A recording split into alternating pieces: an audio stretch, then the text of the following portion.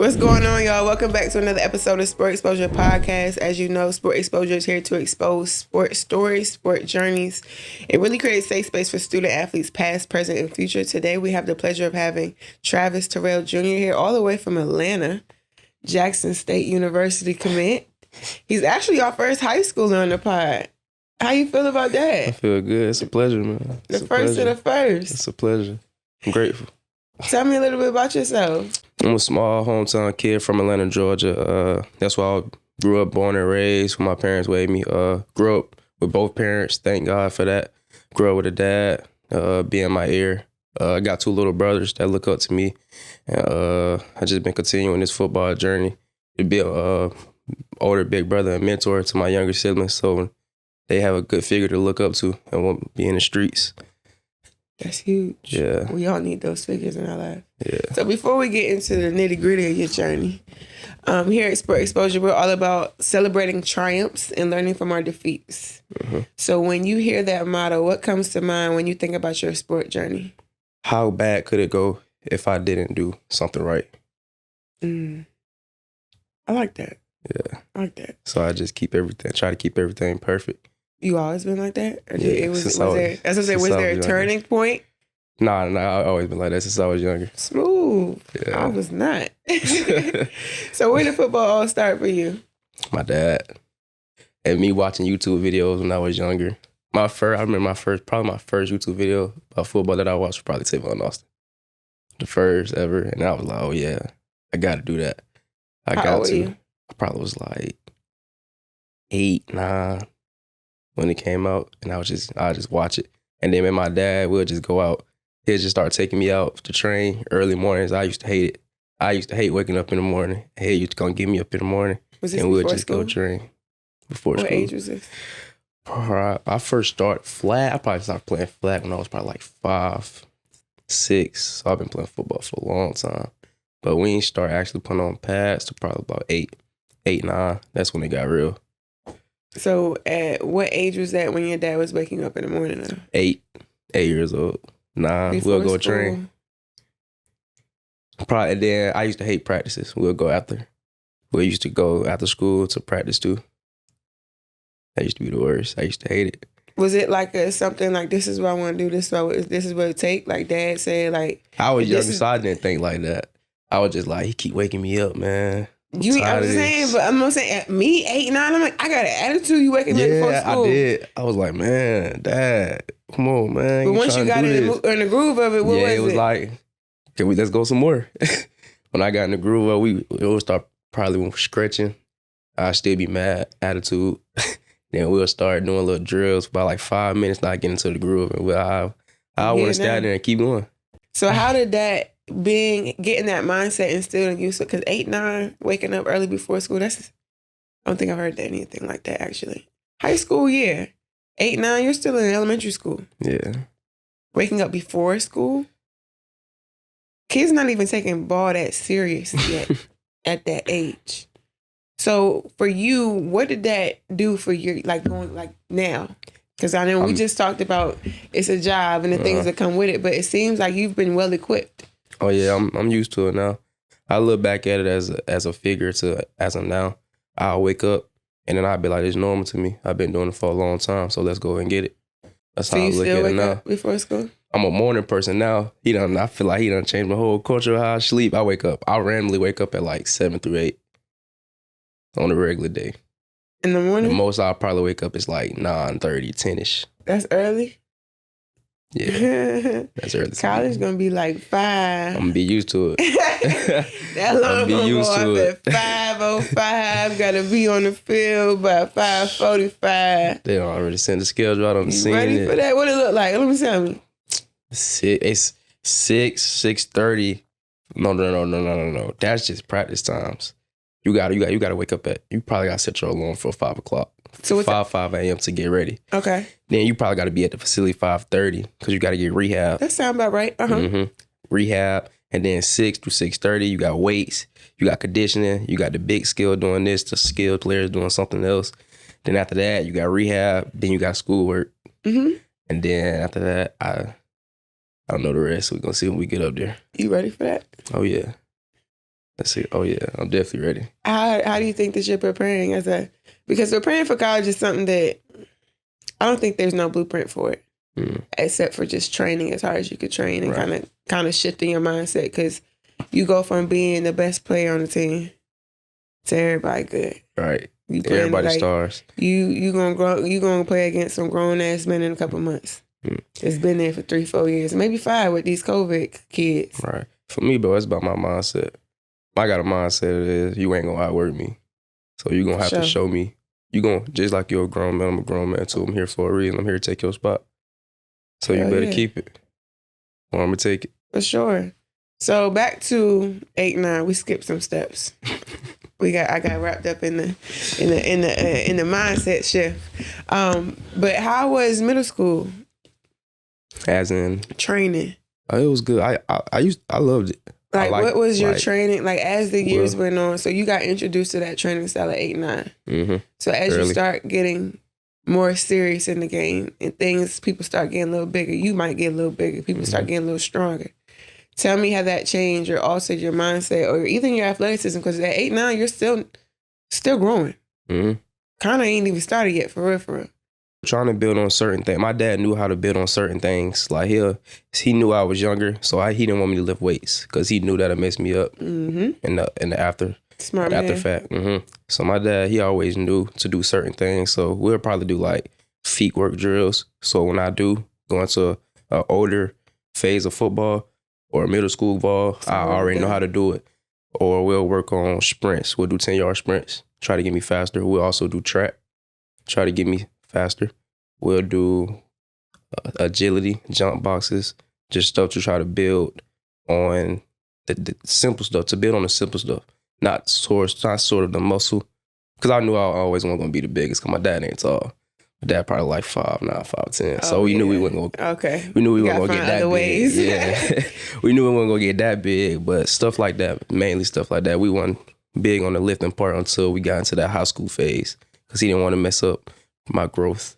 So he always knew. He was a smart man. He always knew. That's a very smart man, because I see some of these little kids lifting now, like on Instagram, I don't know. She's not supposed to be doing that at that age. Yeah, I don't know. You're supposed to be lifting that much weight right now. Exactly. You're going to mess up your kid's body. No, for real. A lot of people don't realize that. Like, they in such a hurry to just get them to where they want them to be, but you could really injure yourself for life. You can. Putting weights in a child's hands. My dad knew that, so we stayed off the weights till I got to high school. For sure.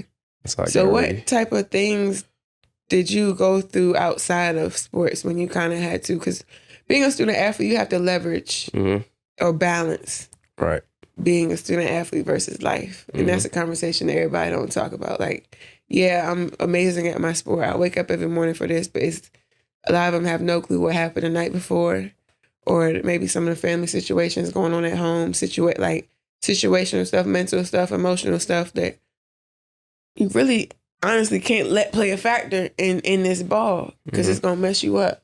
So talk about that balance and where you kind of learn that balance. Probably when I was 10th grade in high school, or 9th through 10th, going into that summer ball.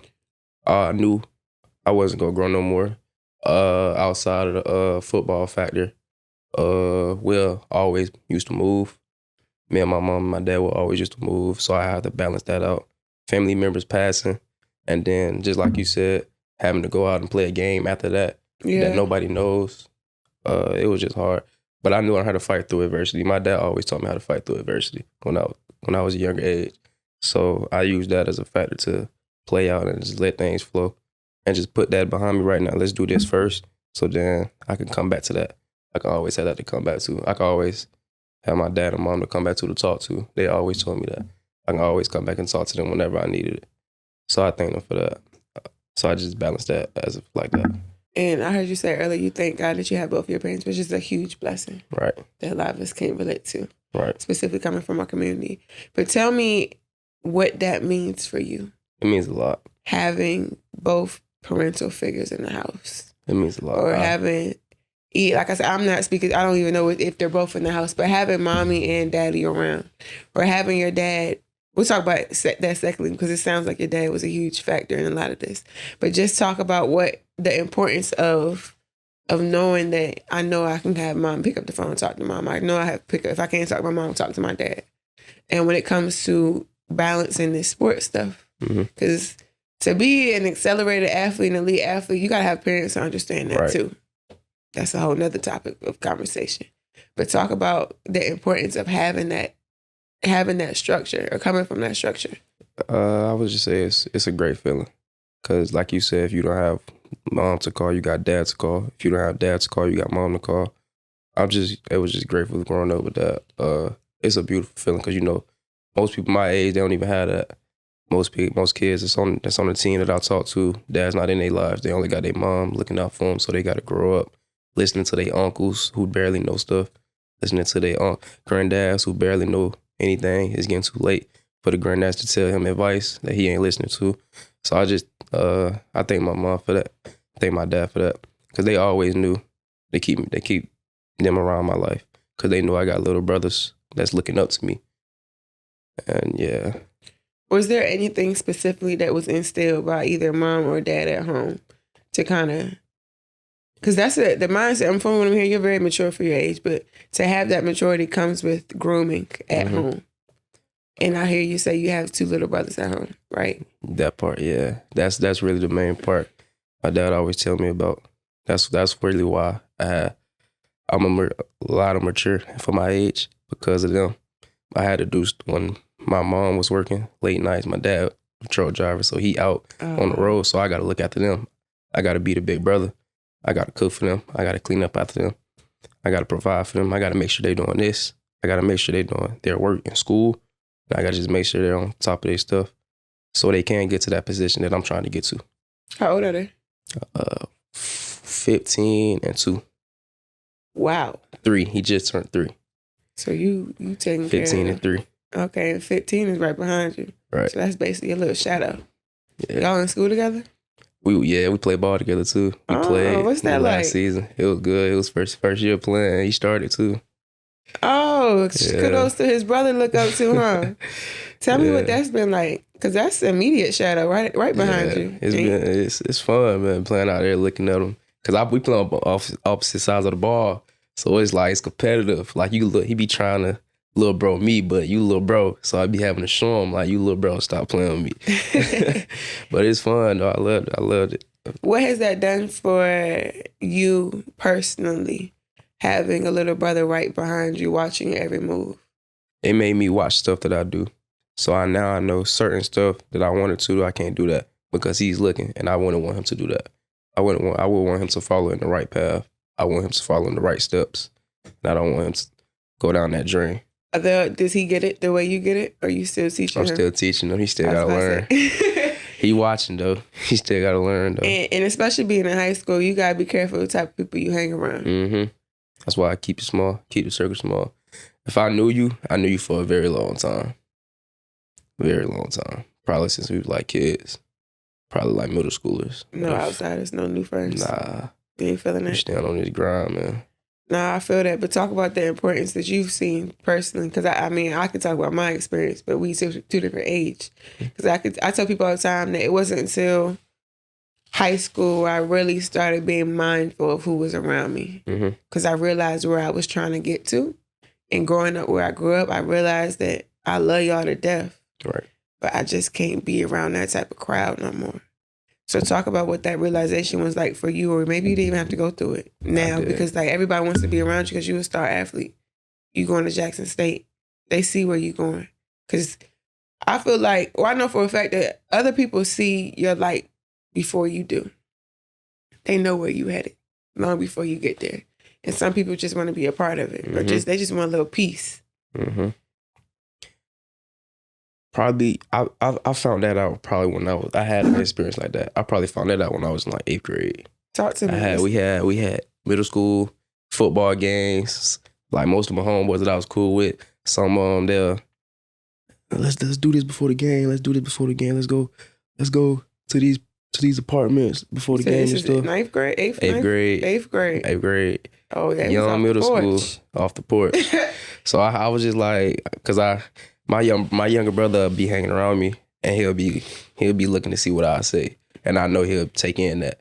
So I just look like, nah, man, we good. I can't do that. I got a little bro with me. We either gonna go back to the crib and chill or something. Same mindset, same thing.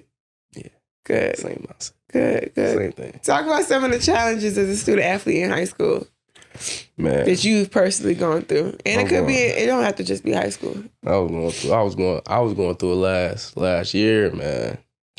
I had this pre-cal class, and then having to go to practice. That was rough. I think that would probably been like one of the hardest classes I done ever took in my life.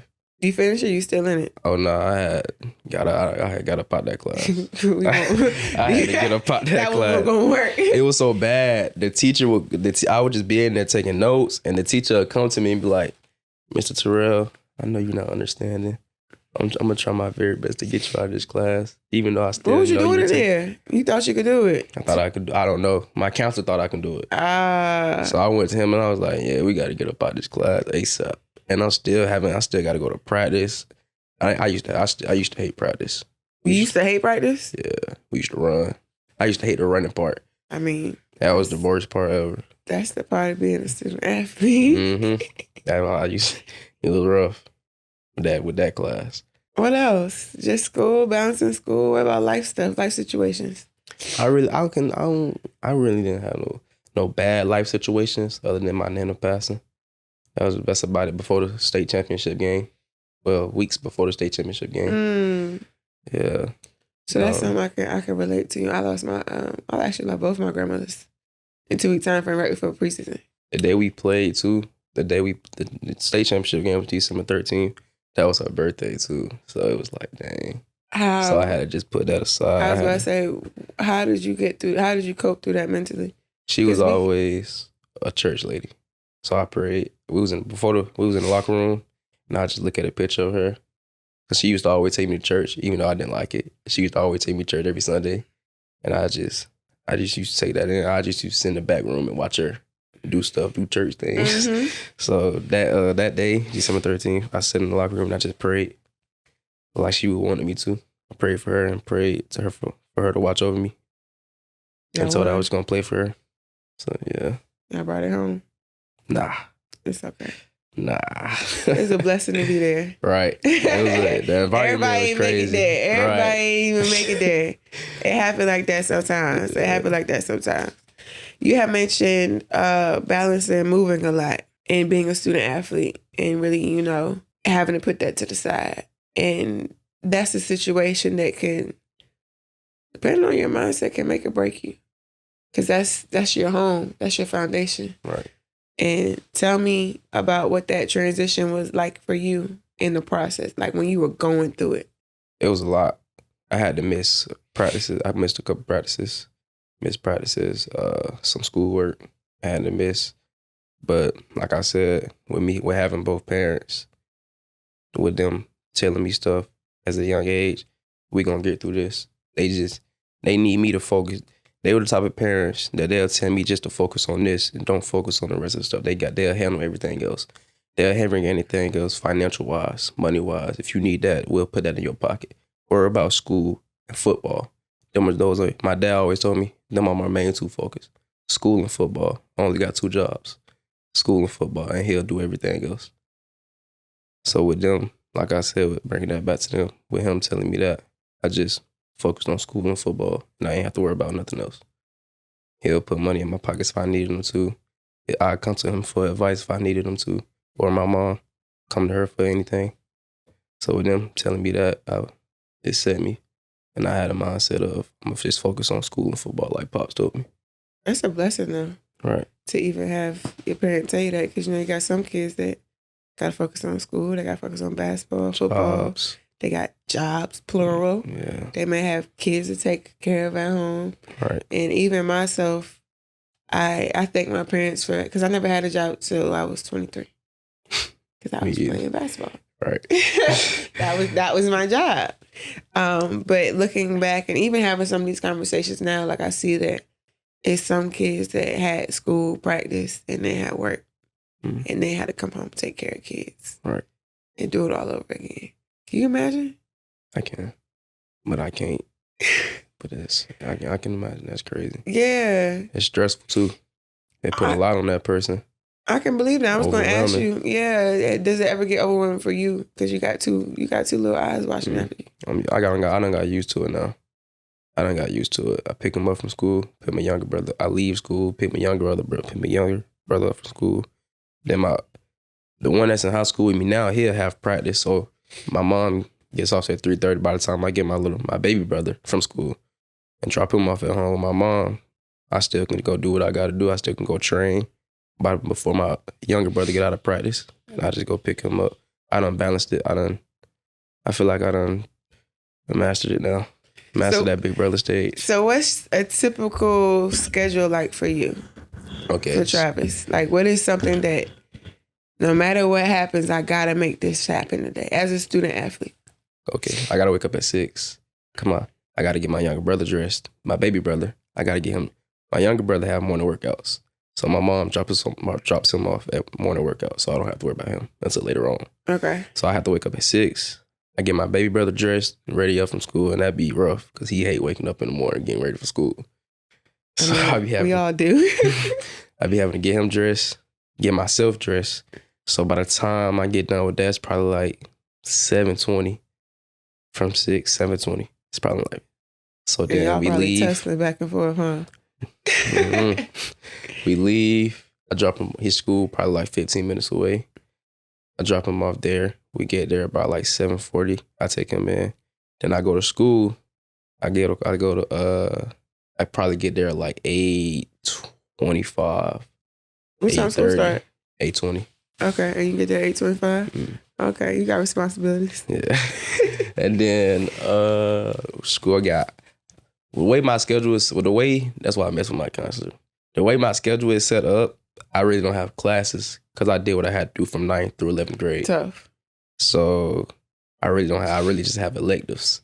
So I probably had on 8 days, I'll probably have like one core class that I have to really do. So I go to that class, and that class is probably like from 9 to 10:14. So after I leave that class, I go to my coach class. I get a workout in. I lift in there.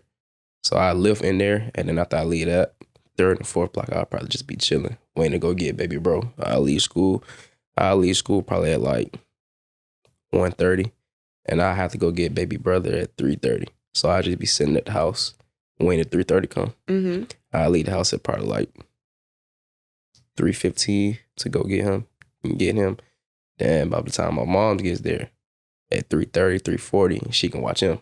So I leave back out, then go get the younger brother from practice or something.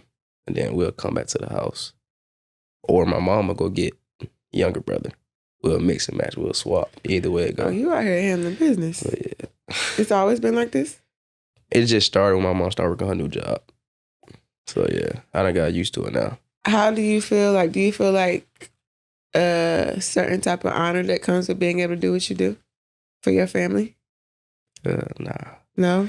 Nah, cause my dad always talk about it. Cause my dad is a big brother. He is. Okay. He got 2 siblings, 2 younger siblings just like me. So he'll know. This is what it is. Yes, and I can relate. Cause he'll tell me when he was younger, he'll have to do the same thing I'm doing. So I just face it and be like, I got to. So how do your responsibilities, 1 at home, 2 on the field, and 3 in your family, alter your social life?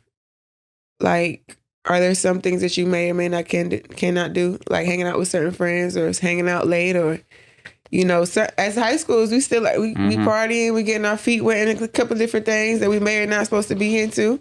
So yeah, I can definitely relate to that. A couple of my friends, a couple of us, we don't really have classes for real like that. So they'll want me to like come hang with them after school, and I be like, I can't. I gotta go get my baby brother.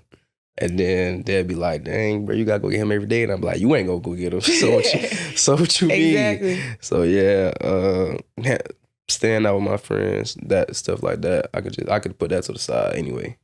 Cause I ain't really a hangout type of person anyway. I really could care less for going to parties, hanging out, unless it's really an occasion. Oh, you about business. Yeah, I'm trying to get to that next level. Once we can probably hang out. So what's for you? What's the ultimate goal? The ultimate goal is draft. low standard goal, the low term goal, that's to get to college and make a name for myself. Let it be We're not known. gonna say low term. That's gonna say that's now. That's happening now. You're right. That's present. Now. That's finna be happening this year. Yeah. Make a name for myself and get going. And just go in there and grind. Go in there and grind, make a name for myself and get my name in there. Like that's the one. He's the kid to So what are you excited about most about college? The games. When I first went to the on my official visit. Was it homecoming when they brought you on? Yeah, they thought they was slick. They thought it was slick. It was a rivalry game too, Alcorn State. Man, me and my homeboy, we going to the same school together. Me and my homeboy, we walked in there. Going to Jackson State too? We played on the same football team, Creekside. Man. Together. Me and my homeboy, we walked in there. It's probably like 30,000 people, 20 minutes before kickoff. We looking. And the band just going crazy, rocking. Crazy. And I kept thinking the band called Sonic a Boom. I think something like that. So they just going crazy. I'm talking about, I had all walked in. I'm like, yo, what? We look at each other. We like, man, yeah, this is what we finna be playing. That after that, I was just like, yeah, this is the one. And then the coaches aspect, just like my mom said, I can relate to them because of my racial code. You fine. I can relate to them. If I do need to come talk to them about a certain thing, they can relate and give me advice about it. And they just made me feel like home. When I went in there to talk to them one-on-one personally, they made me feel like home. So what was your recruiting process like before you committed to Jackson State? It was big. I had 33 offers. What was your top 5 when it came down to it? I probably USF, UCF, JMU, Jackson State, and I can't even remember the other one. Who was the other one? It probably was another one. I probably forgot. It probably was UConn.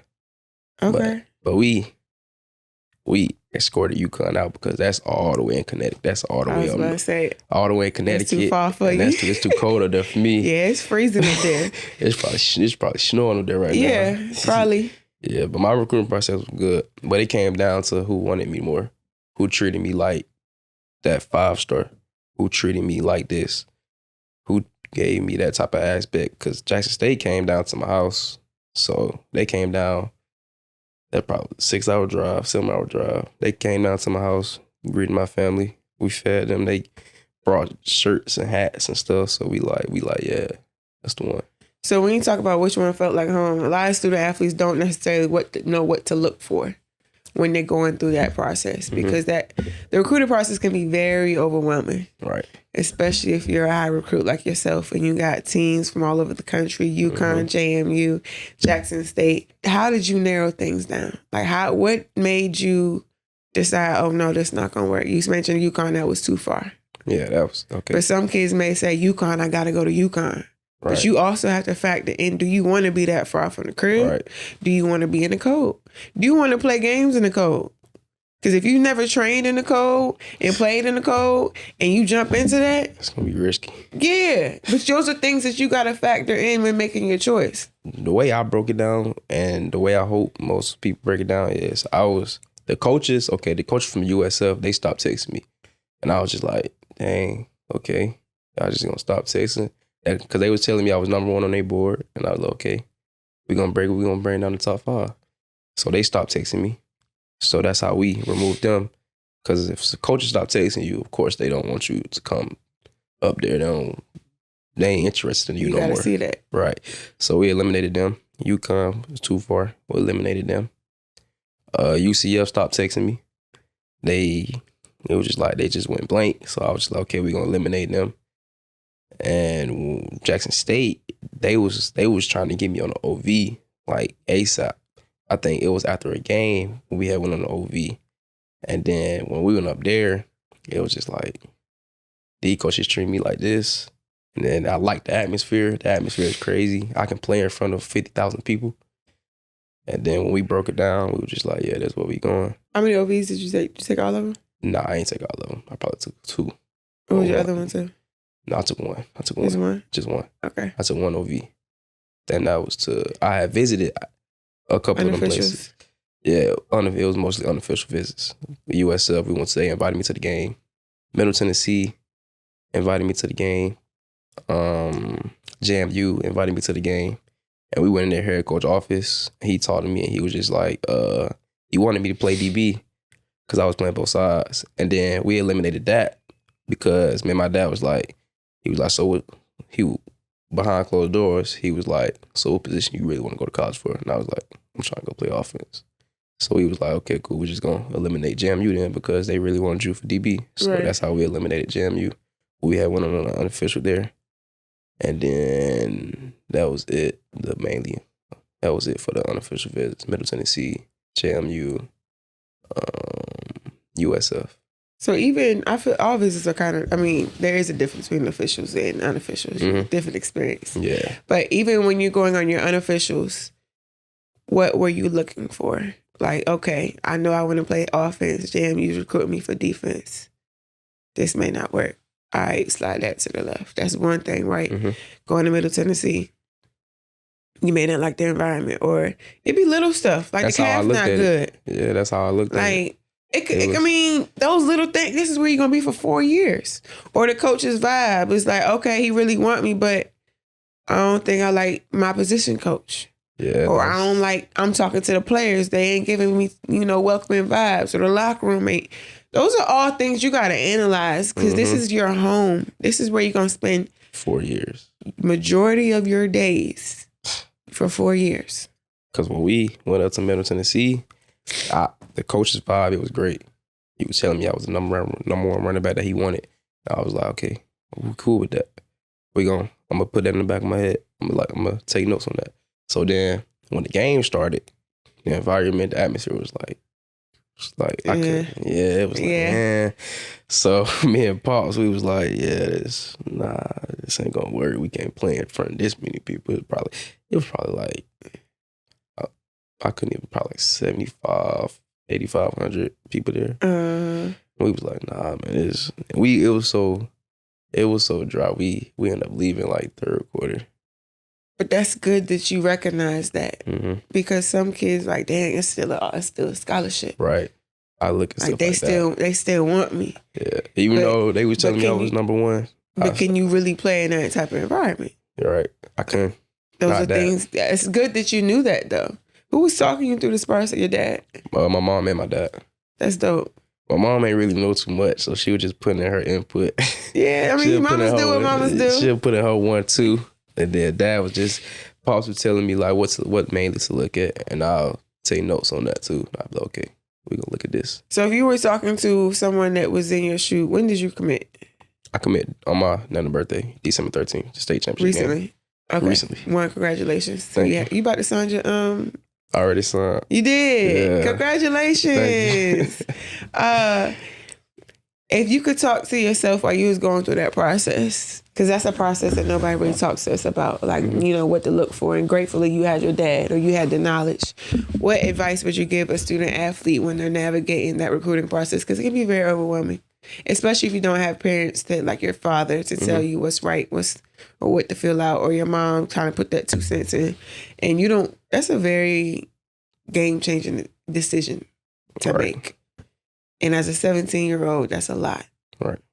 So what advice would you give to your brother? I mean, he's watched your process. Right. Or even your brother is on your team. Like, because not everybody comes from the same foundations and knowledge background as you have. The main things I point out to ask coaches, I would say ask them questions that they feel uncomfortable with answering. Can you give me an example? Like ask them, coach, if this player come, if this player commit, would I still be number one on your board? Coach, if I come down there, I'm trying to take spots. I'm trying to come down there and play. Am I going to come down there and play, or y'all just recruiting me just to say y'all recruited me? And that's number one. Number two for me is how well the coaches communicate back and forth with you. If you text them, would they text you back? Would it take days, weeks for them to text you back? And number three, when you go down there, how they treat you. Are they treating you like they want you, or they just treat you like you're another recruit that's just coming to watch a game? And number four, the environment. If you really like it, if you like what's down there, if you like the area, if you feel the atmosphere, you feel like you can play around this, That's how that's my 4 main points about. Those are how good I ones. I could have used them a couple years ago. I could have used them myself. So back to college. We 5 months out, 4 months out? Yeah. You ready to walk that life? I'm ready. It's a game changer, man. I'm trying to tell you. I've been ready. I feel like I just been watching videos. So I've been watching players from Jackson State. I just watch like hype videos, and I just be like, man, I can't wait. I'm gonna get up there and go crazy. How are you preparing to take spots right now? This month was just a mental prepare from high school ball. So like sports massages, clearing my mind. Recovery. How big is recovery for you? Very big, because Creekside, I probably played on a high ankle sprain, hip pointer, bruise, almost a broken thumb. I just would have to play on. My coach would be like, ice it. So and we got the type of, our players at Creekside, we got the type of mentality that, man, coach, I got you. We gonna go icing. I'm playing Friday. So we gonna play on this. But you gotta recover from playing on it too. Icing and playing on it. After all that, I was just like, man, my body needs so much recovery. So we gonna take this month off to mental prepare, sports massages. In February, we hitting it hard. Well, that's creeping up on us in a couple more days. What did your mental recovery look like? Preparing at home. I would just say tightening up things that I did wrong. Like, I'll go back and watch games. Watch film. Go back and watch games that I did wrong, or that I didn't do something that I was supposed to do. I'll go watch and see. And looking at more videos of other players, older players, and seeing if I can inherit something that they're doing in my game. And just watching stuff like that. And clearing my mind to myself, listening to music, clearing my mind, blocking out noises, stuff like that. So the first is next week. What's about to change? Because you got February, March, April, May, and you on that campus. Lots about to change. I know. Oh, man. Like I said, when I hit it in February, man, I ain't trying to go into college not ready. You got to go into college ready. Because my coaches, they expecting me to come play now. So. Because if you go in not ready, they're going to know the second you step foot on that campus.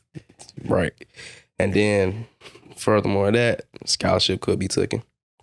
So I'm not even trying to let that happen. So like I said, the coaches expect me to come in and play. So I'm going to do everything in my power it is to go up there and show them why they recruited me. So from February to May, we in there hard. Speed, track, agility, barely meal preps. You gotta take it serious, yeah. Yeah, it's a business, like you said. So yeah. This is gonna be your life for the next 4 years. Right. Till it's draft day. That's what the next thing preparing for. Facts. That's definitely the goal. That's the higher goal. For the sure. High standard goal. For sure. So what is one thing that you can say you've learned so far being a student athlete? Like one of the main things that you've learned as a student athlete that factor over in other areas of your life? Time management. You gotta have the time management. You gotta be organized. You can't make plans on a day that you gotta do homework. You can't make plans on a day that you set up a training schedule and you got essays to write. So time management and organization for me is a big factor. I feel like I'm good at that. That's a blessing. Yeah. Because college gonna put all that to the test. See how good you really are. Definitely. that time management there in college is crazy. I can just see, because I'm in a group me with the JSU, and I just be seeing them send messages, study hall at this certain time, and they be like right after practice. Yeah. So yeah. Yeah. That's what your life about to look like. It is. You excited? Oh yeah, I'm definitely excited. Is there anything that you really like? That's the one thing you can't wait to get to JSU for? The game. You did say the crowd. Going out and running from out of that tunnel. Looking at that crowd with that music playing. That's gonna be a whole with that HBCU lit life. Yeah. That's why I say that HBCU life different now. What made you choose the HBCU, if anything? I'm surrounded by a lot of my people. So And the coaches, if I did need to come talk, I can come talk to them about a certain situation. Yeah. And they can relate and tell me things that I need to know. Yeah, and back to your recruiting process, how important is it to be able to recognize those faces on the coaching staff during your recruiting process? Because, like you said, you can see that, okay, they look like me. If I go through something, I can come to you. Mm-hmm. That's also something you got to be able to be on the eye lookout for during your process. Like picking a school, same way you pick Right. JSU, right? Because Mm-hmm. I'm not saying that you're not going to run across PWIs that don't have Black people on their Mm-hmm. staff, but you got to look for the ones that you're comfortable with. Right, and the ones that treat you well. So they was treating me well. They was treating me like I was one of their own already. They was treating me like I was one of their players. More than the other schools were. They were just, hey, what up, Trav? How you doing? Not glad to have you here. You at home But when I go to already. Jackson State, it's, my man, come on with me, man. Let me take a walk with me, man. Yeah. For sure. So finally, last question. This question I ask everybody. Sport exposure is all about exposing sport stories and sport experiences. Really something that you wish somebody would have told you about your sport journey, or something that can inspire the next generation of student athletes that desire to be in your shoes. Okay. The saying, I wouldn't say somebody told me this, but Pops. He told me, Shout out to Pops. yeah, Pops and Mom. Shout out both. Shout out to both of the brands. He'll just don't let social media fool you. Don't let another person's reward determine how you operate. Because I'll be seeing, we probably was in 9th, 10th grade, 11th, and we'll be seeing 5 stars that's in my class get 30 up to Division 1 offers. And when you in 9th and 10th grade, the coaches can't even contact you. So we just look and we like, They be lying. yeah, like, so we was just like, don't let that determine how you play. We still gonna go grind. We still gonna grind for hours. Don't let social media ruin your reward. Absolutely. But thank you for your time. I appreciate you sharing your story. No problem. I can't wait to see you on the big screen in a couple months. We gotta come back, man. After we balling out in JSU. For sure. Man. I may have to come see you. You gonna slide me a ticket? Oh yeah, for sure. I need that. For sure. them homecoming games, them rivalry games. Yeah. Oh, yeah. Them the ones. Yeah. Well, good luck with everything. Like I said, thank you for your time. I pray nothing but success and blessings on your collegiate journey, and I can't wait to see you do amazing things in the next few months. We definitely gonna be doing amazing things. Where can we find you? At Instagram, Travis Terrell Jr. _. Sure. Well, y'all be on the lookout for Travis. He gonna do some big things real soon. You know it. Catch y'all in the next one.